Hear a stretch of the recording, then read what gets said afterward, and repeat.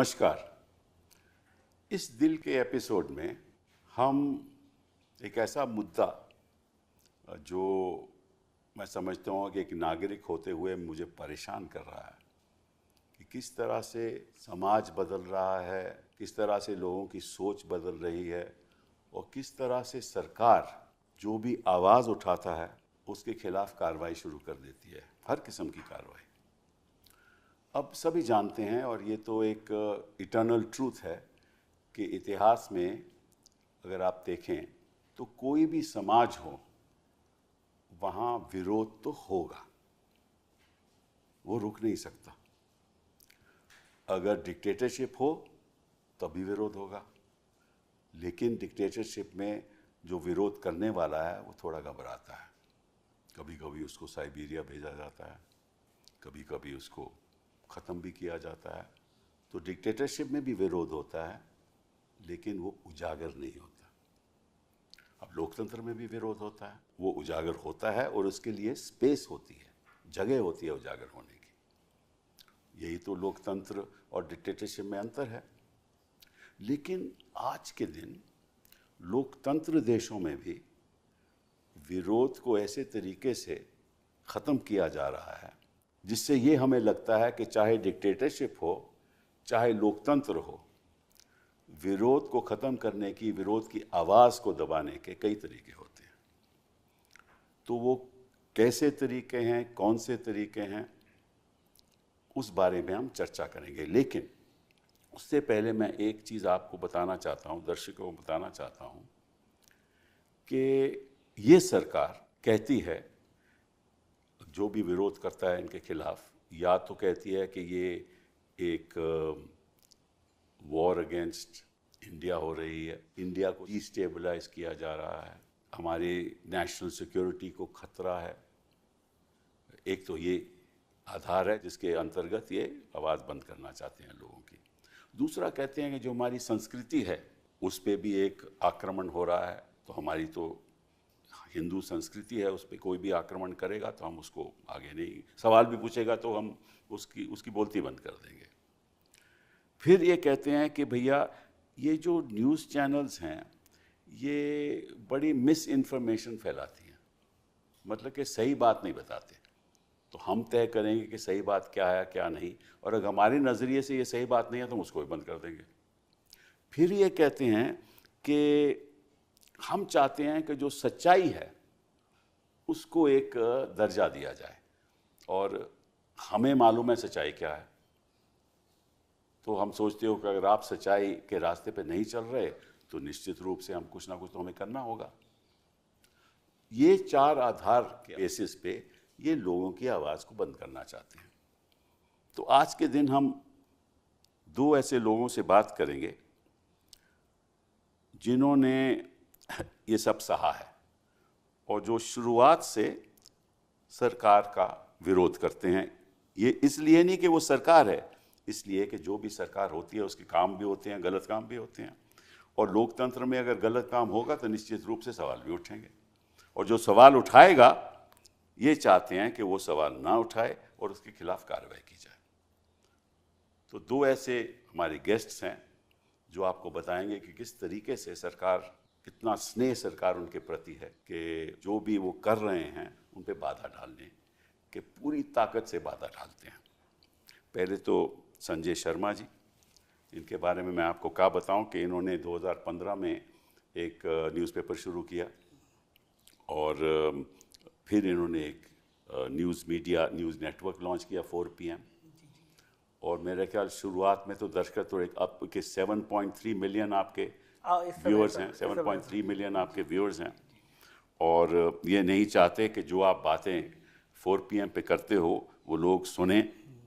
और आपकी वैसे शुरुआत में आप मीडिया में काम करते रहे हैं, ETV में काम किया आपने राष्ट्रीय सहारा में काम किया, स्टार न्यूज़ में काम किया, और क्योंकि आप सरकार के विरोध, योगी जी के विरोध कुछ बातें करते हैं वहाँ उत्तर प्रदेश में बैठ के, तो निश्चित रूप से आपको कोई एड्स भी नहीं मिलते, सरकारी एड्स भी नहीं मिलते। और लेकिन आप बड़ा नाराज़ करते हो मोदी जी को, अब योगी जी को बहुत नाराज़ करते हो। ये अच्छी बात नहीं है, क्योंकि आपके पास तो केवल 12 तो स्टाफर हैं, इससे ज़्यादा हैं भी नहीं। तो इनके साथ आप ऐसा माहौल पैदा कर देते हो उत्तर प्रदेश में कि जो वहाँ के जो सत्ता पक्ष में बैठे हुए हैं वो थोड़ा आपसे घबराते हैं। तो अभी हाल ही में 29 अप्रैल में आपकी ये जो 4 PM चैनल है उस पर रोक लगा दी, उसको बंद कर दिया। इसलिए बंद किया कि आप हार्ड हिटिंग बातें करते हैं और सवाल उठाते हैं। तो thank you very much for being here. शुक्रिया सर। दूसरा, नेहा जी हैं हमारे साथ, बहुत बहुत धन्यवाद। आप फोक सिंगर रही हैं और भोजपुरी में, और हम आप सुनते भी रहे हैं। आप कमेंटेटर भी हैं, पॉलिटिकल कमेंटेटर, पॉलिटिकल सैटायरिस्ट, और आपने कुछ ऐसी शुरुआत की बिहार में काबा, फिर उसके बाद यूपी में काबा, मध्य प्रदेश में काबा। तो इससे लोग बड़े आपसे नाराज़ हैं और नहीं चाहते कि आपको कोई सवाल उठाए। और पीछे क्योंकि आपने कई सवाल इनसे पूछे और आपने कहा कि हम किससे सवाल पूछें, अगर आप कोई गलत निर्णय ले रहे हो तो हम किससे सवाल पूछें। और अगर कश्मीर में 26 लोग की मृत्यु हो गई तो हम सवाल तो पूछेंगे ना।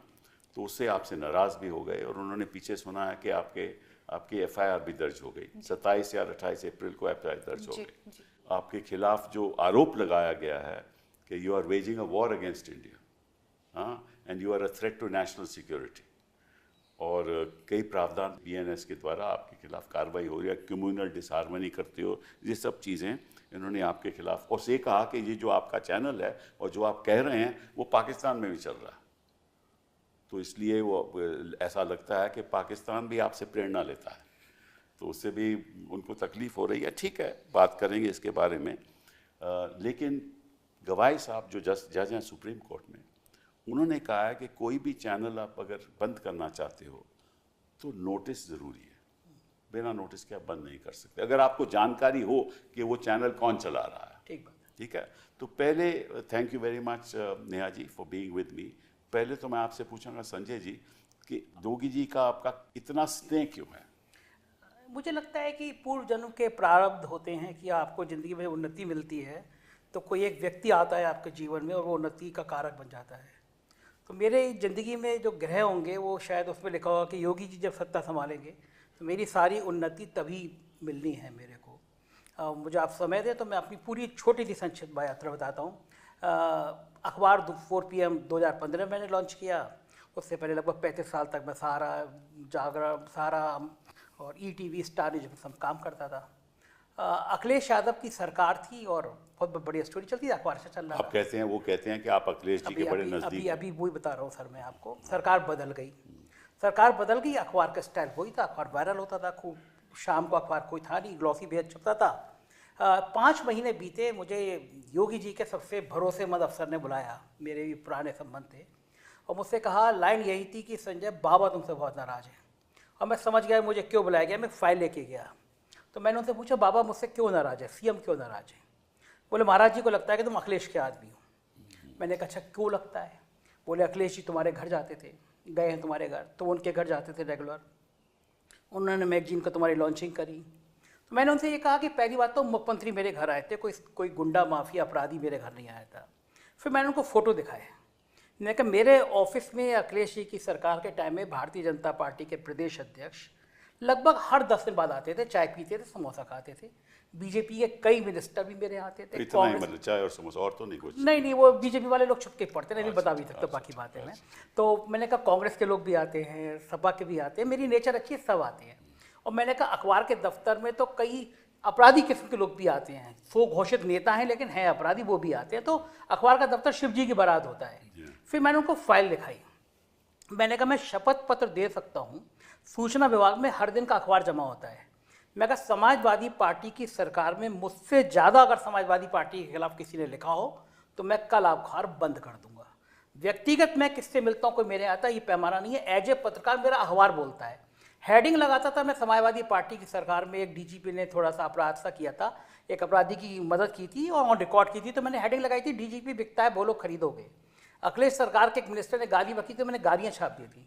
और मैं देखता था कि अखिलेश जी मुझसे बैठते हैं, 2-2 घंटे बात करते हैं, गाड़ी से छोड़ने आते हैं, तो मैं उनका तापमान देखता था, ये शख्स मुझसे कब कहेगा कि तुम मेरे दोस्त हो, ये खबर क्यों छाप रहे हो। और ईमानदारी से मैंने इतने सारे नेताओं को बहुत करीब से देखा है, देश के बड़े बड़े नेताओं को देखा है। मैं दावे के साथ कहता हूँ ये सहनशीलता शायद मैंने किसी नेता में नहीं देखी होगी। मुझे लगता था ये मुझसे कहेंगे, लेकिन उन्होंने मुझसे कभी खबर को नहीं कहा, मैंने उनसे काम को नहीं कहा। अगला ऑफर ये था कि संजय तुम्हारा अखबार चूंकि पहला पेज बड़ा क्रिस्पी टाइप का होता है, कभी प्रियंका जी ट्वीट कर दे रही हैं, कभी केजरीवाल कर दे रहे हैं, कभी अखिलेश कर दे रहे हैं, सरकार के खिलाफ माहौल बन रहा है, देखो कोई और अखबार छाप नहीं रहा है। तो मैंने कहा यही बात मैं आपको समझाना चाह रहा हूँ कि मेरे अखबार को 2.5 साल हुआ है। आप जिन बड़े अखबारों की बात कर रहे हैं वो 5वीं पीढ़ी है तब वो अखबार बन पाए हैं, इतना संघर्ष है। मेरे अखबार 2.5 साल में इतना बड़ा हो गया कि आपको तकलीफ होने लगी। तो मैंने कहा सारा खेल देश में ब्रांड का होता है। मैं 2.5 साल में इतना बड़ा ब्रांड खड़ा कर पाया, ये बहुत बड़ी बात होती है। तो इसीलिए मैं छापता हूँ क्योंकि बाकी लोग नहीं छापते, बाकी लोगों के धंधे होते हैं, मुझे उस पर कुछ कहना नहीं है। अगली बात ये थी कि सरकार के पास बहुत बजट है सूचना में। हर साल हम तुम्हारे अखबार को 10 करोड़ का विज्ञापन देंगे, माहौल ख़राब है, मत छापो पहला पेज। तो मैंने कहा देखिए ये पैसे के चक्कर में अखबार जिसको बच्चे की तरह पाल रहा हूँ मैं, इसकी हत्या कर दूँ संभव नहीं है।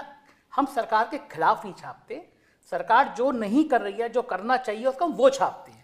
हमने उस सरकार में भी छापा, इस सरकार में भी छाप रहे हैं, हम किसी के खिलाफ आप अच्छी बातें नहीं सरकार के बारे में लिखते ना। मैं देखो अच्छा काम करने के लिए तो सरकार आती है और बाकी सब तो अच्छा ही छाप रहे हैं। अच्छा। सरकार जो अच्छा नहीं कर रही है वो भी छाप रहे हैं, कदम आगे बढ़ के छाप रहे हैं।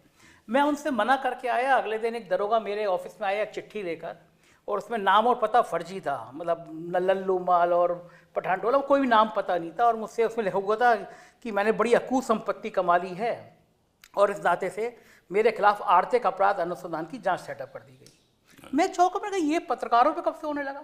मैंने कहा स्वागत है इसका भी, क्योंकि मैंने उसी समय उन अफसर को फ़ोन किया। मैं कहा जिन पे ये ऐसी संपत्तियाँ होती हैं वो सरकार से लड़ते नहीं हैं, सरकार से दोस्ती करते हैं। उसके सर कुछ दिनों बाद 2 गाड़ी में भर के लोग आए और मेरे ऑफिस पे हमला हो गया। Really? मैं ऑफिस में था नहीं, पूरा ऑफिस तोड़ दिया गया, मैंने FIR कराई। उसके तत्काल बाद मेरा अखबार मेरी पत्नी के नाम था। उत्तर प्रदेश के सबसे चर्चित अफसर हैं, STF के हेड है अमिताभ यश, कई सारे उनके ऊपर आरोप रखते रहते हैं एनकाउंटर वगैरह के।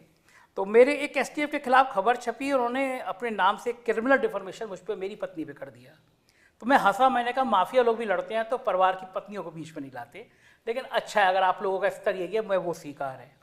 उसके कुछ ही दिन बीते सर अगली कार्रवाई फिर हो गई। आम आदमी पार्टी के सांसद संजय सिंह मेरे ऑफिस में आए, मैंने उनको इंटरव्यू किया। इंटरव्यू करने के बाद जैसे ही वायरल हुआ, वहाँ पे पत्रकारों को सरकारी मकान मिलते हैं। अच्छा। 500-700 पत्रकारों को मिले होंगे। इंटरव्यू वायरल होने के 24 घंटे के अंदर 100 पुलिस वाले आए, मेरा सरकारी मकान मुझसे खाली करा लिया गया। जो राज्य स्तर के मानता सरकारी मकान सारे पत्रकारों को मिलते हैं वहाँ पर। उत्तर प्रदेश में पत्रकारों को सरकारी मकान मिलते हैं। अभी भी 600-700 पत्रकार ऐसे हैं जिनको सरकारी मकान मिले हुए हैं, उत्तर प्रदेश में मिलते हैं। अच्छा। लेकिन खाली कराने के लिए मैं, चूंकि संजय सिंह का इंटरव्यू था, मेरा अगले दिन 24 घंटे में वो मकान खाली करा लिया गया। उनको जरूरत होगी ना उनको जरूरत होगी, मेरे मकान की जरूरत होगी, मैं मान सकता हूँ, इसलिए मैंने कहा कुछ आपत्ति नहीं करी। उसके तत्काल बाद सर राज्य स्तर की मान्यता प्राप्त संवाददाता समिति होती है, मैं उसका वाइस प्रेसिडेंट था। मेरी मान्यता खत्म करी गई और आज सरकार को बने हुए 7 साल से ज़्यादा समय हो गया। मेरे पास सचिवालय पास भी नहीं है। अच्छा। वहाँ पे पान की दुकान चलाते हैं और ठेला लगाते हैं, वो भी पत्रकार बन गए हैं, उनकी सबकी मान्यता है, लेकिन मेरे पास सचिवालय। लेकिन मुझे फ़ायदा ये हुआ कि जो मेरे ऊपर ये कार्रवाई हो रही थी, मैंने 18 में बोलना शुरू किया। और जब मैंने बोला, जब ये हमले हो रहे थे, तो पूरी दुनिया का ध्यान गया कि एक उत्तर प्रदेश में एक जर्नलिस्ट ऐसा है जो मोर्चा संभाल रहा है, जो मोर्चा सेकुलरिज्म का संभाल रहा है। तो उसका नतीजा हुआ, जब मैंने यूट्यूब किया तो उसका विस्तार इतनी तेज़ी से हुआ कि मैंने सपने में भी नहीं सोचा था कि ये विस्तार इतनी तेज़ी के साथ हो सकता है। तो आपने जो सवाल पूछा, मैं उसमें शुक्रिया योगी जी कहूँगा। मेरे को एक दिन NDTV ने बुला के पूछा था कि आप लगातार 1 साल से यूट्यूब में नंबर 1 बने हुए पॉलिटिकल कमेंटेटर में, कारण क्या है? तो मैंने उसमें भी किया, thanks to Awasthi ji, thanks to Amitabh ji, thanks to Yogi Adityanath. तो अगर ये नहीं होते तो मैं यहाँ तक नहीं आता। तो सबसे लेटेस्ट ताज़ा मामला ये हुआ सर, कुंभ के मेले में जिस दिन भगदड़ मची, मेरा रिपोर्टर वहाँ क्षितिज कांत, बड़ा अच्छा रिपोर्टर मौजूद था, उसने सुबह 9 बजे बताया भगदड़ मच गई, जो कि मैंने बड़े जीरो से शुरुआत करी है। मुझे पता है कि जब सिस्टम, जिले का सिस्टम, उससे ऊपर का सिस्टम काम करता है, ब्यूरोक्रेट तो कैसे करते हैं। मैंने उससे कहा तुम तत्काल पोस्टमार्टम हाउस से पहुँच के मुझे बता क्या है। तब तक किसी के दिमाग में आया नहीं, बाकी चैनल सब दिखा रहे थे कि अफवाह है, कुंभ में कुछ नहीं हुआ। वो वहाँ पहुँचा, उसका फ़ोन आया कि सर यहाँ तो 6-7 लाशें आ चुकी हैं। मैं लाइव 10 बजे बैठा, जिस समय योगी जी कह रहे थे वहाँ कुछ नहीं हुआ है, शांत है। मैंने उस समय 3 घंटे के अंदर 30 लाशें दिखा दी कि 1, 2, 3 30 लाशें आई हैं। 24 घंटे बाद क्षितिज ने फिर स्टिंग मैंने मेरे कहने पे किया और 67 लाशें हमने दिखा दी। उससे हड़कंप मचना था। सीएम ने ट्वीट नहीं किया, प्राइम मिनिस्टर तो ने आपको ट्वीट कर दिया। जब ये तो सब बात तो ऑब्वियसली है कि आपको जब इन्होंने बंद किया 4 PM कोई नोटिस वोटिस नहीं दिया? कुछ नोटिस नहीं दिया। और सर वो उसमें लास्ट लाइन की जब कुंभ वाली रिपोर्टिंग कराई, उसके बाद से मुझे पता चला पिछले 3 महीनों में ईडी को 3 चिट्ठी आ चुकी है मेरे खिलाफ कार्रवाई करने के लिए। और लेटेस्ट 29 तारीख को सुबह एक यूट्यूब से एक लेटर मेल आता है कि भारत सरकार ने कहा है कि नेशनल सिक्योरिटी के लिए खतरा है, इसलिए आपका चैनल ब्लॉक किया जाए। आपका चैनल बंद ब्लॉक किया जाता है। मुझे सबसे अफसोस ये कि नेशनल सिक्योरिटी के नाम पे नहीं करना चाहिए। देश, मैं कहीं इस देश को मोदी जी और शाह साहब से ज़्यादा प्यार करता हूं, तो इस नाम पे बंद नहीं करना चाहिए था। आप कह रहे थे कि मोदी जी को पसंद नहीं है, शाह जी को पसंद नहीं है, आपको बंद कर दिया, तो मुझे अच्छा लगता है कि नेशनल सिक्योरिटी के नाम पे बंद नहीं करना चाहिए था। ये मुझे दुख है। नेहा जी, इन्होंने नेशनल सिक्योरिटी की बात की। एक तो देश होता है और एक सरकार होती है, और देश और सरकार में अंतर तो होता है ना। सरकार तो देश नहीं है और देश सरकार भी नहीं है। सरकार तो एक राजनीतिक पार्टी की होती है। तो आपने तो आज तक, मैं आपसे पूछना चाहता हूँ, कोई ऐसी बात कही हो जो ऐसे लगा हो that you are waging a war against India, के सरकार के, आई मीन देश के खिलाफ आप तोड़वाने की लड़ाई कर रहे हैं? ऐसा तो कभी हुआ नहीं। तो आपके खिलाफ ये नेशनल सिक्योरिटी और ये waging a war against India, ये जो प्रावधान BNS में है, ये क्यों किया गया आपके हिसाब से? सर यही तो मेरा भी सवाल है। लगातार मैं सवाल कर भी रही हूँ कि भाई मेरे ऊपर देशद्रोह आए दिन जिसका मन कर रहा है। कोई भी, अभी हजरतगंज में हुआ था कि ये देशद्रोही है, अभी जो है अयोध्या में भी लोग ले करके चले गए कि इसको जो है ये देशद्रोही है। पता नहीं सर, मैं तो खुद ही बहुत परेशान हो गई हूँ कि ऐसा मैंने कर क्या दिया है। 27 लोग मारे जाते हैं और अचानक से सोशल मीडिया पे एक चीज़ जुड़ जाता है कि चुप रहना है, चुप रहना है, चुप रहना है, बोलना नहीं है, बोलना नहीं है। हमको भी लगता है अच्छा ठीक है, 5-10 मिनट चुप हो जाते हैं, लेकिन होता क्या है, 3-4 दिन बाद मुद्दा भूल जाते हैं लोग। जैसे बालासोर में रेल दुर्घटना हुआ, वहाँ पे हमने देखा कि रेल मंत्री जी इतनी सारी लाशें ऐसे बिखरी हुई हैं और वंदे मातरम का नारा लगा रहे हैं। आप बोलिए ना, राम नाम सत्य है, इतने सारे लोग मारे गए हैं। वहाँ पर भी इतनी बड़ी घटना, कुंभ में दुर्घटना हो गई, चुप रहो चुप रहो चुप रहो, लोग मरे हैं, हिंदू मरे हैं। बोलना कब है? कब आएगा वो उचित समय जब सवाल पूछना है सरकार से? और दूसरी चीज सर, इतनी बड़ी बड़ी दुर्घटनाएं हो जाती हैं देश में, एक आदमी जिम्मेदारी लेने को तैयार नहीं है, प्रधानमंत्री, गृह मंत्री, रक्षा, कोई भी। तो मेरा सवाल ये है कि भैया आप जिम्मेदारी कब लेंगे, आप इस्तीफा कब देंगे? और आप जो कहते हैं कि हिंदू खतरे में है, हिंदू खतरे में है, तो चाहे वो पश्चिम बंगाल का मुर्शिदाबाद हो, वहाँ हिंदू मारा जा रहा है, मणिपुर में हिंदू मारा जा रहा है, कश्मीर में हिंदू मारा जा रहा है। 10 साल से आप हिंदू बचाने आए हैं और फिर भी हिंदू खतरे में ही है, तो सवाल तो आपसे होगा ना। शिक्षा के नाम पे आपको तो कोई वोट दे भी नहीं रहा है, रोजगार के नाम पे नहीं दे रहा है, गरीबी कोई बात ही नहीं करता, बात ही नहीं कर रहा है। ये सब आउट ऑफ फैशन हो गया कि नहीं नहीं नहीं, अभी हिंदू खतरे में है तो अभी चुप रहना है, नून रोटी खाना है, हिंदू को बचाना है। इसी नाम पे ना हम लोग आपको वोट दे रहे हैं, अब फिर भी हिंदू खतरे में है। तो सवाल तो सर आपसे होगा। यही सवाल मैंने पूछा तो मुझे बोला कि मैं देशद्रोही हूँ। और एक कोई पाकिस्तानी ट्विटर हैंडल है, उसने मेरा वीडियो शेयर कर दिया। तो उस वीडियो तो कहीं से भी शेयर हो सकता है। वीडियो के क्या है, वो तो यूट्यूब चैनल तो दुनिया में चलती है ना, तो कहीं से भी शेयर हो सकता है। उसमें आपकी क्या गलती है? जी सर, मैंने भी वही बोला कि सोशल मीडिया की तो कोई सीमा है नहीं, वो तो सार्वजनिक है। कोई अमेरिका में शेयर कर सकता है, लंदन में कर सकता है, कोई कुछ भी कर सकता है। हाँ, तो और सर इसमें मेरा ये भी सवाल है कि ठीक है, पाकिस्तानी कोई ट्विटर हैंडल मेरा शेयर कर दिया, मैं देशद्रोही हो गई। प्रधानमंत्री जी पाकिस्तान में बिरयानी खाने जाते हैं, फिर भी वो देशभक्त बने हैं। अनुराग ठाकुर जी, शाहिद आफरीदी जो वहाँ का एक क्रिकेटर, आए दिन हिंदुस्तान के बारे में जहर उगलता रहता है, उसके साथ बैठ करके आप क्रिकेट देख रहे हैं। तो आप लोग एकदम से जो कहते हैं ना हमारे भोजपुरी और 2008 में जब 26/11 हुआ था और मुंबई चल रहा था, उस समय भी मैंने खुद देखा था कि हमारे तब प्रधानमंत्री तो नहीं थे, लेकिन चीफ मिनिस्टर थे मोदी जी। तो उन्होंने उस समय जब ये सब हो रहा था, भाषण दे रहे थे और सवाल पूछ रहे थे, तो वो भी तो सरकार से सवाल पूछ रहे थे ना। हाँ, वो हम तो नहीं, हमने तो, किसी ने कभी नहीं कहा कि वो देशद्रोही हैं। उनका हक था सवाल पूछने का। अगर उनका हक था तो आपका भी हक है। बिल्कुल सर, बिल्कुल हक है ना। तो हक तो दोनों का, हर सिटीजन का, नागरिक का बराबरी का होना चाहिए। बिल्कुल, बिल्कुल, बिल्कुल। मेरा भी हक है, मैं भी वकालत करके सवाल पूछता हूँ, सरकार से सवाल पूछता हूँ, मैं देशद्रोही तो नहीं हो जाता। बिल्कुल। तो देशद्रोही का इस तरह से उपयोग करना, बीएनएस के द्वारा उपयोग करना, इसका मतलब यही है कि सरकार नहीं चाहती कि कोई भी उनके विरुद्ध कोई बयान दे, और उनका मतलब कि कानून के द्वारा, प्रेशर के द्वारा, मतलब कि 10 करोड़ मैं आपको दे दूंगा या ऐसा कुछ है, तो ये तो मतलब ये तो लोकतंत्र के बिल्कुल खिलाफ है ना। और अगर हम आवाज़ नहीं उठाएंगे तो बदलाव कैसे होगा? जी सर। बदलाव तो तभी होता है ना जब आवाज़ उठेगी। तो मैं आपको एक आंकड़ा देता हूँ, उस पर मैं आपकी टिप्पणी चाहता हूँ आपसे भी संजय जी। 2021 में लगभग 200 यूट्यूब चैनल्स बैंड थे, और 2014 से लेकर 2020 तक ज़्यादा चैनल्स बैन हो गए।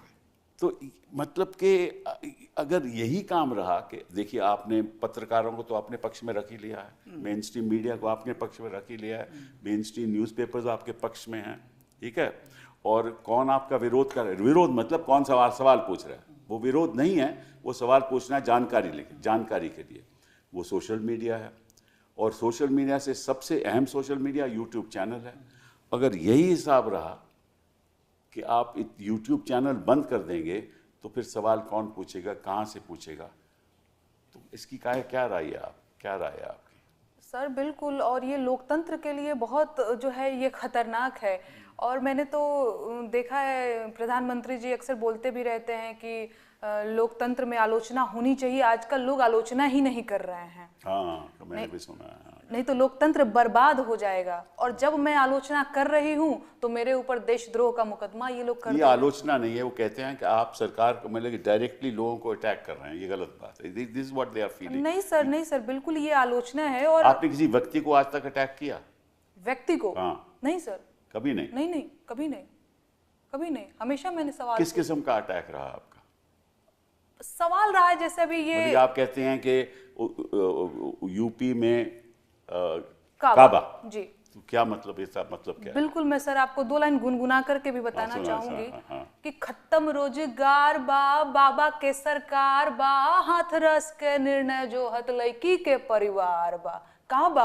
अरे मंत्री के बेटवा बड़ी रंगदार बा, किसानन के छाती पे रौंदत मोटर कार बा, ए चौकीदार बोला के जिम्मेदार बा। का बा? कोरोना से लाखन मर गईले, लाशन से गंगा भर गईले, टिकठी या कफन नोचत कुकुर बिलार बा। ए बाबा का बा? अरे राम राज के झांकी बा, काशी मथुरा बाकी बा, गोरखपुर में खून से रंगल गोतल पूरा खाकी बा। अरे का बा? जिंदगी झंड बा फिर भी घमंड बा। तो ये सवाल है सर। बिल्कुल, और इसमें कई सवाल जुड़े, इसमें कई सारे सवाल हैं, चाहे वो हाथरस वाली बात हो गई, चाहे कोरोना में इतने सारे लोग मर गए ऑक्सीजन के अभाव में। मेरी अपनी सास, रेमडेसिविर उनको नहीं मिला, वो मर गई। और सच में गंगा के किनारे लाशें ऐसे ही बिखरी पड़ी थी, और कफन सर आप समझते होंगे जो उड़ाया जाए, तो उसको कुत्ते बिल्ली नोच करके खा रहे थे। हाँ, ये दृश्य हमने देखा कोरोना में। तो जब मैं सवाल करती हूँ, चाहे वो मंत्री जी के बेटे जो थे वो किसानों के ऊपर थार से रौंद दिए थे, चाहे वो वाली घटना हो, तो मैंने, क्योंकि मैं लोकगीत लिखती हूँ, गाती हूँ, तो अपने गीतों के माध्यम से इन सारे मुद्दों को उजागर करने की कोशिश करती हूँ। तो जब ऐसा मैंने किया तो मेरे ऊपर FIR किया। अच्छा, वो फर्जी था। अच्छा, हाँ, वो फर्जी था। बाद में मैंने MP में काबा कमिंग सून करके एक, आपने शायद देखा होगा कि एक BJP का नेता था, वो आदिवासी के ऊपर पेशाब कर रहा था, सीधी वाला जो पेशाब का। करेक्ट, वो बात आपने रखी थी सब। जी। तो एक कार्टून शेयर किया था, उस पे भी FIR कर दिया। अभी वो सुप्रीम कोर्ट में चल रहा है मामला। अच्छा, तो मुझे तो आप तो विधि विशेषज्ञ हैं और आप ज्यादा जानकार हैं, तो मुझे आपसे भी जानना है कि इस तरीके से तो मैं बहुत परेशान हो जाऊंगी, मैं अपना काम कब करूंगी? इसीलिए तो हमने आपको इस प्रोग्राम में बिठाया है। इसीलिए तो बिठाया कि आप दर्शकों को बताओ कि इसमें गलत क्या है। जी सर, जी। ठीक है ना, हम भी तो देखिए, हम रोज लड़ाई लड़ते हैं। किससे लड़ते हैं? सरकार से। जी। अक्सर हमारे मुकदमे जो होते हैं सरकार के खिलाफ होते हैं। ये तो मतलब जब तक सरकार के खिलाफ नहीं करोगे तो उस शख्स को न्याय कैसे मिलेगा? हम तो न्याय के लिए लड़ रहे हो, तो आप भी न्याय के लिए लड़ रही हैं। एक तरीके से आप भी, आपका जो संघर्ष है वो केवल ये जानने के लिए कि ऐसा क्यों हुआ और इसकी जवाबदेही कौन देगा, और ये निर्णय किसने लिया, और ये गलत था आपके हिसाब से। तो कोई वहाँ ये तो यही चाहते हैं ना कि आप सवाल नहीं पूछो। तो आप बताइए संजय जी, आपकी क्या प्रतिक्रिया है इस पर? नहीं, बिल्कुल ये चाहते हैं, लेकिन मैं कह रहा हूँ ये जो करना चाहते हैं कभी कभी पलट के अच्छा हो जाता है। अगर मोदी जी चैनल नहीं मेरा बंद कराते तो मेरा सौभाग्य नहीं होता कि आज मैं आपके सामने बैठा ये हूँ। वो तो आपने आपके सामने बैठना मेरे लिए सपने जैसा था कि आप आए। और दूसरा, अब सबको ये पता चल गया कि जब FIR करोगे नेहा पे और संजय शर्मा पे तो पीछे एक नाम है कपिल सिब्बल का। तो अब तुम हमें डरने की, हमें नेहा की जरूरत नहीं है। अगर आप हमारे साथ बैठे हैं तो ये ऐसी 10 FIR कर दे, हमें कोई चिंता की बात नहीं। ये कॉन्फिडेंस आज और आ गया। दूसरी बात, सवाल हमने देश के खिलाफ इतना पूछा कि मोदी जी पहलगांव में सिक्योरिटी नहीं थी तो जिम्मेदारी किसकी है? जिम्मेदारी आपकी है। आप कह रहे हैं कि आप वो कह रहे हैं, देखिए मैं उनकी भी मन की बात आपको बता दूं। वो कह रहे हैं कि इस समय आपको ये सवाल नहीं पूछना चाहिए, क्योंकि इस समय देश इसी स्थिति पे है और इसी गंभीर स्थिति है कि कोई भी आप सवाल पूछोगे उसका फायदा किसी और को होगा, इसलिए इस समय आपको सवाल नहीं हमको भी लगा था सर कि देश इस स्थिति में है, क्योंकि प्रधानमंत्री अपना सऊदी का दौरा वापस करके आए थे। हमें भी लगा था उस दिन की देश इस स्थिति में है, लेकिन वो तो 24 घंटे बाद बिहार में रैली कर रहे थे, चुनाव की रैली कर रहे थे। वो तो जरूरी था, वो मंच पे बैठ के हंस रहे थे नीतीश कुमार के साथ। रैली तो जरूरी होती है ना, बिल्कुल, उसमें तो राजनीतिक बात है। बिल्कुल मैं मानता हूँ। उसके बाद वो 9 घंटे फिल्मी हीरो हीरोइनों के संग बम्बई में थे। उसके बाद कल वो केरल में दूसरी शर्ट पहने हुए थे, शाम को तीसरी शर्ट पहने हुए थे, वहाँ चंद्रबाबू नायडू और डिप्टी CM के संग मंच पे हंस रहे थे। तो हमको लगा नहीं कि गोदी मीडिया के चैनलों के अलावा देश में कहीं सीरियस है कुछ मामला। हमको तो लगा खत्म हो गया, जैसे पुलवामा में खत्म हो गया। आज तक हमें नहीं पता, हम क्यों नहीं पूछे भारत के नागरिक होने के नाते कि 350 किलो RDX उन सड़कों पर कैसे घूम रहा था? हम क्यों सतपाल मलिक का इंटरव्यू नहीं करें? उन्हें तकलीफ है कि सतपाल मलिक का हमने 3 बार इंटरव्यू किया, गवर्नर रहा है वो आदमी, वो बता रहा है कि पुलवामा का सच क्या था। तो देश में कौन सा माहौल खराब है? आप केवल मीडिया के चैनलों पे आप मीटिंग बुला रहे हैं कि 3 सेना के प्रमुख बैठे हुए हैं, रक्षा मंत्री बैठे हुए हैं, उससे पहले एडवाइजरी जारी कर रहे हैं कि सेना के बारे में कोई बात नहीं करेगा, और आप जो मीटिंग कर रहे हैं उसकी रिकॉर्डिंग चैनलों पे चल रही है। ये कौन सी मीटिंग होती है प्राइम मिनिस्टर की? टीवी चैनलों पे कॉन्फिडेंशियल मीटिंग चल रही है, फिर टीवी चैनलों बयान दिए कि हमने सेना से कह दिया कि आपके हाथ खुले हैं, टाइम फाइनल कर लीजिए। हम क्या दुश्मन को बता दें कि हमने सेना को ये कह दिया? ये कौन सा हो रहा है? ये युद्ध कौन सा होता है जिससे प्राइम मिनिस्टर जो निर्देश दे रहा है वो टीवी पे चल रहा है पाकिस्तान को बताने के लिए? जो नेहा ने कहा, हमने सवाल पूछा कि कभी 10 सालों में ऐसा नहीं हुआ था कि प्रधानमंत्री विदेश से आ रहे हो, जहाज पाकिस्तान में उतार दें।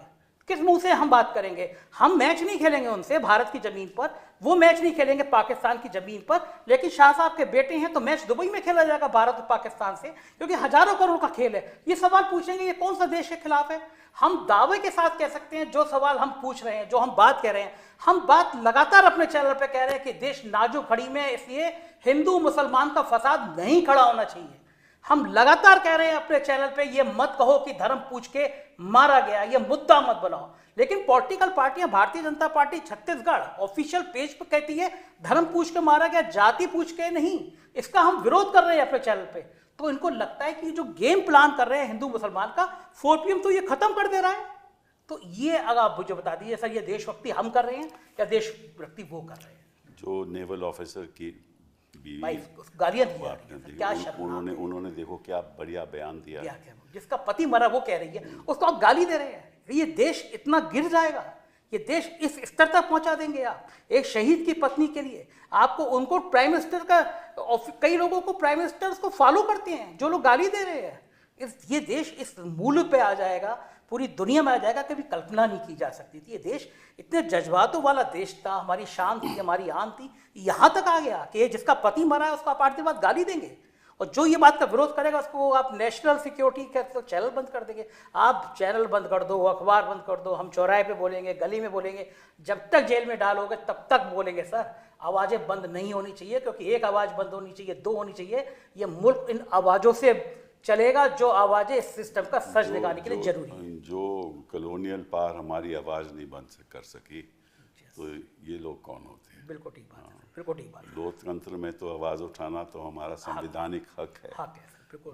उस हक के तो अगर कोई छीनेगा तो फिर हम तो यही उम्मीद करेंगे कि जो हमारी जुडिशरी है, न्यायपालिका है, वो हमारे हक बहाल करे। सर उसी पे उम्मीदें बची हैं। अगर हम जैसे लोग बोल पा रहे हैं तो ये बोल पा रहे हैं कि आप बैठे हैं, न्यायपालिका है जिस पे हमें हक मिलेगा, आज़ादी से बात करने का हक मिलेगा, क्योंकि देश की सारी उम्मीदें वही बची हैं। क्योंकि आप एक एक करके जिस तरह से संवैधानिक संस्थाओं को ख़त्म कर रहे हैं तो अब तो उम्मीद वही बची है, इसके अलावा तो कहीं कोई उम्मीद दिखती नहीं है। आप देश को जिस तरह धर्म के नाम पर, जाति के नाम पर, आप देश नाजुक दौर में है, तो देश अगर नाजुक दौर में है सर तो इस समय सुरक्षा की बात करनी चाहिए। इस समय जाति जनगणना की बात कहाँ से आ गई?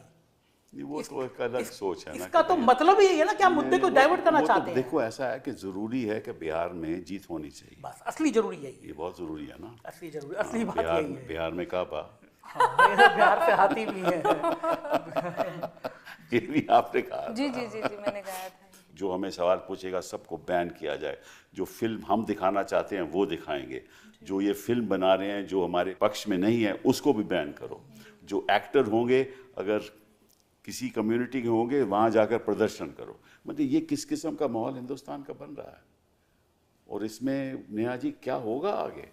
सर पता नहीं, मुझे भी बहुत डर लगता है। अब मुझे लगता है अरे आप लोग डरने लगे तो फिर हम कैसे लड़ेंगे? आप तो युवा लोग हो। बिल्कुल बिल्कुल सर, आप हैं ना तो फिर डरने की क्या बात है। लेकिन हाँ, कई बार ऐसा होता है सर, मैं लड़की हूँ और जब अचानक से ट्विटर पे 2 लाख लोग आपको गालियां दे रहे हों और देशद्रोही का नंबर 1 ट्रेंड चला रहे हों, तो हम कितने भी कॉन्फिडेंट हो, हम कितने भी अपने जो है मौलिक अधिकारों में विश्वास करने वाले हों, एक बार को तो लग ही जाता है कि लगता है हम कुछ गलत कर रहे हैं।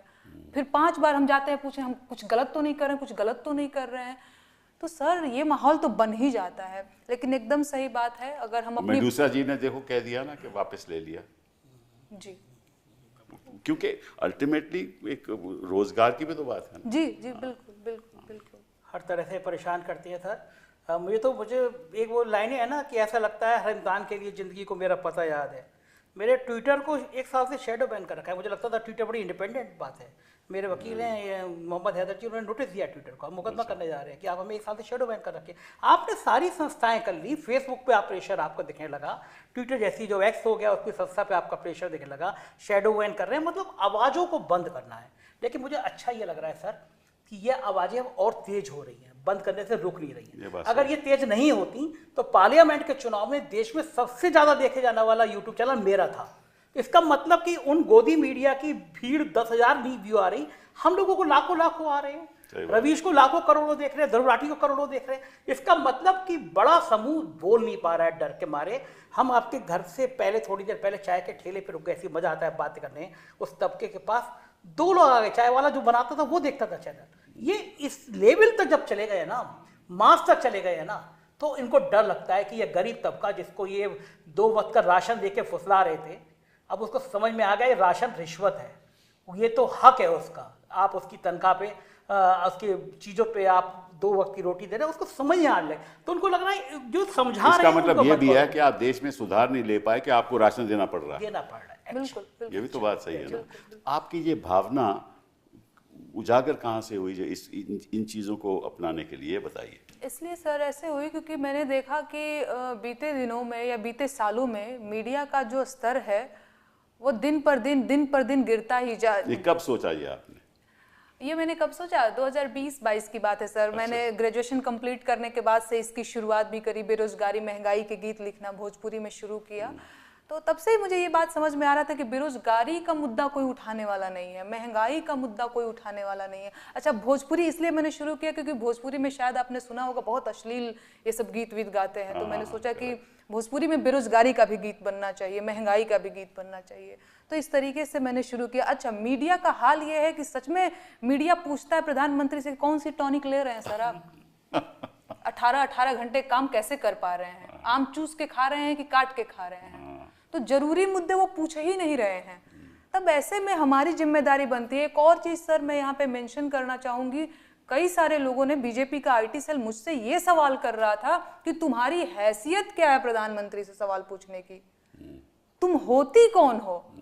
तो क्या प्रधानमंत्री से सवाल पूछने के लिए सबसे पहले मुझे प्रधानमंत्री बनना पड़ेगा? इसके बाद मैं उनसे सवाल पूछूंगी? मैं आपको वोट करती हूँ, मेरे पास आधार कार्ड है, वोटर आईडी कार्ड है, आप आते हैं ना, एक एक वोट है जरूरी, तो वैसे एक एक सवाल है जरूरी। वो भी बात सही है। मैं आपको वोट करती हूँ तो सवाल आप ही से पूछूंगी। तो लोग तो इस तरीके से भी बातें कर रहे हैं। ये बहुत अच्छी बात है, क्योंकि आपकी जो आप जैसी आवाज़ें अगर हिंदुस्तान में बरकरार रहेंगी तो लोकतंत्र भी बरकरार रहेगा। और मैं सोचता हूँ कि ये कोई लड़ाई किसी एक पार्टी के खिलाफ नहीं है, एक किसी एक माहौल के खिलाफ नहीं है। ये लड़ाई हमारे संविधान को बचाने के लिए है। बिल्कुल ठीक बात है। ठीक है ना। और उसमें सब हमें इकट्ठा होकर जहाँ जहाँ भी गलत काम हो रहा हो आवाज़ उठानी होगी बिल्कुल सही बात है। और सवाल पूछना होगा। सर, बिल्कुल। बिना सवाल पूछे जवाब भी नहीं आएगा। बिल्कुल। राइट। जब तक जवाब नहीं आएगा सवाल पूछते रहेंगे। बिल्कुल। ये सर सब- एक चीज और बताइए, देखिए हम लखनऊ से आते हैं, अटल बिहारी वाजपेयी सांसद रहे हैं, प्राइम मिनिस्टर थे, एक कार्टूनिस्ट थे। उन्होंने जब कारगिल युद्ध का दौर था, उन्होंने प्रधानमंत्री के सिर की जगह गधे का फोटो लगा दिया, कार्टून छपा, और प्रधानमंत्री ने उनको फोन किया कि क्या कल सुबह आप एक गधे के संग चाय पीना पसंद करेंगे। क्या बात। ये डेमोक्रेसी है। अखिलेश यादव ने अपने ऊपर छुपी कार्टून की किताब का विमोचन मुख्यमंत्री रहते हुए, क्या ये डेमोक्रेसी है। आपको सवाल पसंद नहीं है, लोग व्यंग में, उस अटल बिहारी वाजपेयी की परंपरा की पार्टी अब यहाँ तक पहुँच गई, ये सोचा नहीं था।